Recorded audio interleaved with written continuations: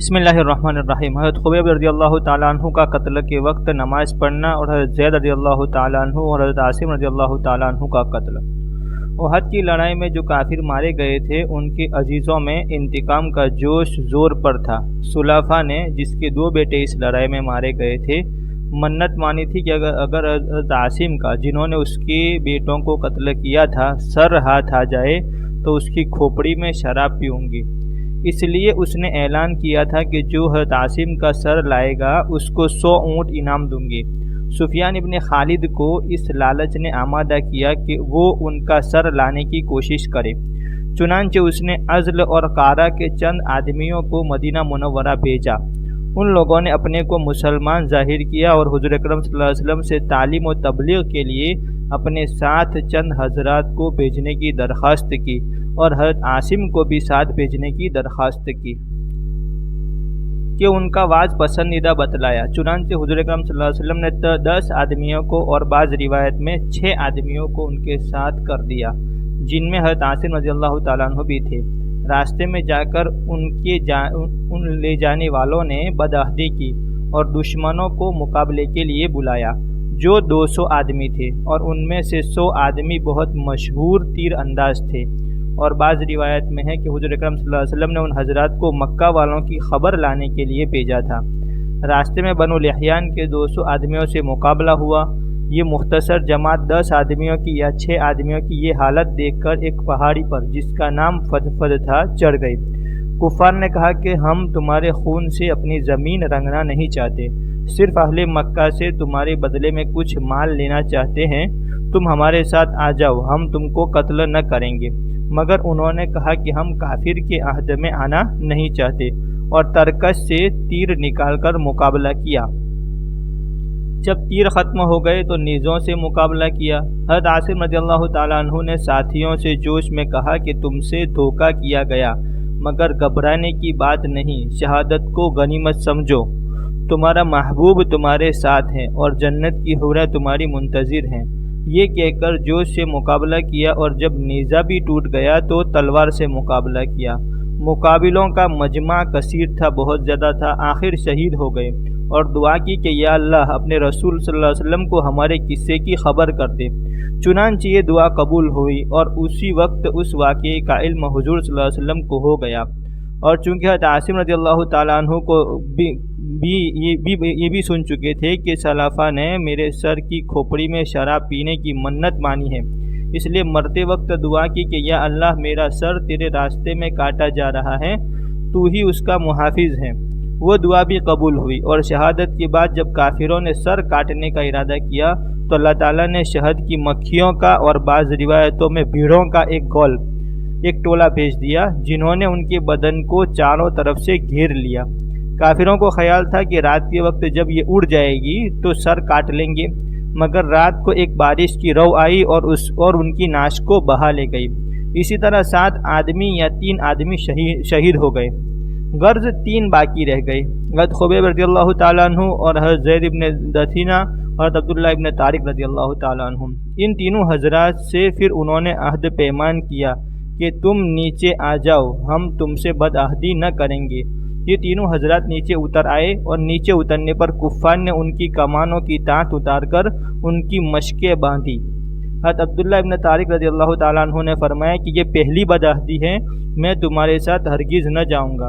ان شہید ہونے والوں کا اقتداء یعنی ان کی پیروی ہی مجھے پسند ہے۔ انہوں نے زبردستی ان کو کھینچنا چاہا، مگر یہ نہ ٹلے تو ان لوگوں نے ان کو بھی شہید کر دیا۔ صرف 2 حضرات ان کے ساتھ رہے، جن کو لے جا کر انہوں نے مکے والوں کو بیچ دیا، مکہ والوں کے ہاتھ فروخت کر دیا۔ ایک حضرت زید ابن دثینہ، جن کو صفوان ابن امیہ نے 50 اونٹ کے بدلے میں خریدا تاکہ اپنے باپ امیہ کے بدلے میں قتل کرے۔ دوسرے حضرت خبیب رضی اللہ تعالیٰ عنہ، جن کو حجیر ابن ابی احاب نے 100 اونٹ کے بدلے میں خریدا تاکہ اپنے باپ کے بدلے میں ان کو قتل کرے۔ بخاری شریف کی روایت میں ہے کہ حارث ابن عامر کی اولاد نے خریدا کہ انہوں نے بدر میں حارث کو قتل کیا تھا۔ صفوان نے تو اپنے قیدی حضرت زید رضی اللہ تعالیٰ عنہ کو فوراً ہی حرم سے باہر اپنے غلام کے ہاتھ بھیج دیا کہ قتل کر دیے جاوے۔ اس کا تماشا دیکھنے کے واسطے اور بھی بہت سے لوگ جمع ہوئے، جن میں ابو سفیان بھی تھا۔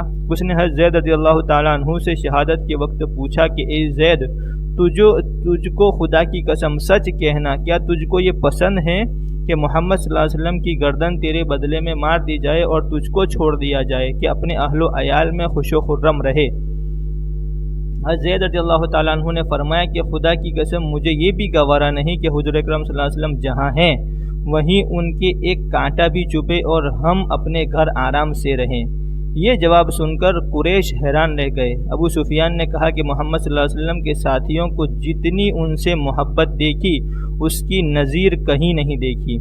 اس کے بعد حضرت زید رضی اللہ تعالیٰ عنہ شہید کر دیے گئے۔ حضرت خبیب رضی اللہ تعالیٰ عنہ ایک عرصے تک قید میں رہے۔ حجیر کی باندی جو بعد میں مسلمان ہو گئی کہتی ہیں کہ جب خبیب رضی اللہ تعالیٰ عنہ ہم لوگوں کی قید میں تھے تو ہم نے دیکھا کہ خبیب ایک دن انگور کا بہت بڑا خوشہ آدمی کے سر کے برابر ہاتھ میں لیے ہوئے انگور کھا رہے تھے، اور مکہ میں اس وقت انگور بالکل نہیں تھا۔ وہی کہتی ہیں کہ جب ان کے قتل کا وقت قریب آیا تو انہوں نے صفائی کے لیے استورا مانگا، وہ دے دیا گیا۔ اتفاق سے ایک کم عمر کا بچہ اس وقت خبیب کے پاس چلا گیا۔ ان لوگوں نے دیکھا کہ استورا ان کے ہاتھ میں ہے اور بچہ ان کے پاس۔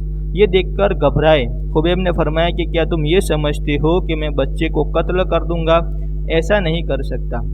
اس کے بعد ان کو حرم سے باہر لایا گیا اور سولی پر لٹکانے کے وقت آخری خواہش کے طور پر پوچھا گیا کہ کوئی تمنا ہو تو بتاؤ۔